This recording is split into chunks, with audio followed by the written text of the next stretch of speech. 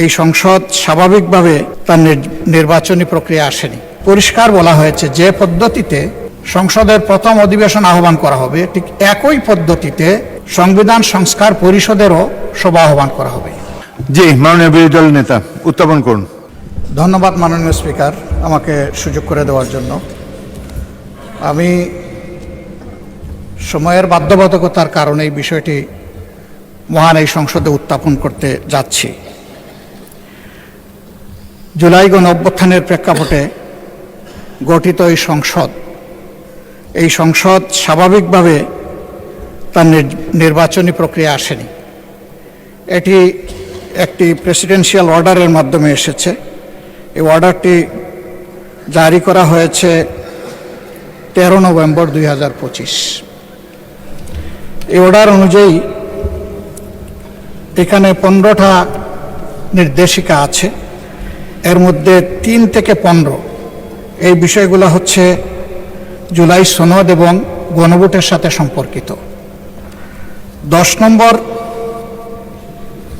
এই অর্ডারের 10 নম্বর বিষয়টা উল্লেখ করা হয়েছে পরিষদের অধিবেশন আহ্বান, কোরাম, ভোটদান ইত্যাদি সংসদ নির্বাচনের ফল ঘোষিত হওয়ার 30 পঞ্জিকা দিবসের মধ্যে যে পদ্ধতিতে জাতীয় সংসদের প্রথম অধিবেশন আহ্বান করা হইবে অনুরূপ পদ্ধতিতে পরিষদের প্রথম অধিবেশন আহ্বান করা হইবে। আমার বিষয়টা এখানেই কনসার্নের। আজকে 30তম পঞ্জিকা দিবস, কিন্তু এর মধ্যে এই অধিবেশন আহ্বান করা হয়নি। এই অধিবেশন কিভাবে আহ্বান করা হবে সেই ব্যাপারে সংবিধানের 72 অনুচ্ছেদে নির্দেশিকা রয়েছে।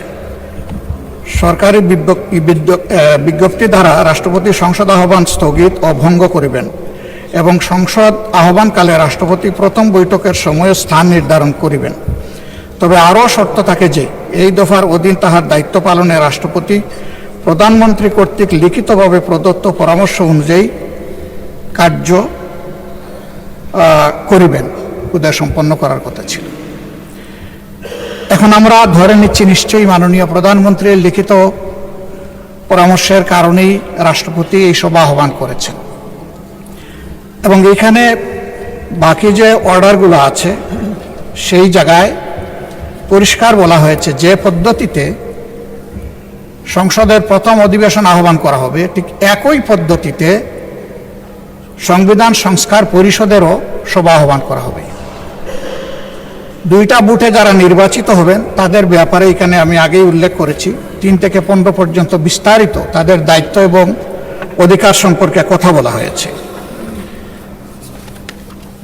3 নম্বরে বলা হয়েছে জুলাই জাতীয়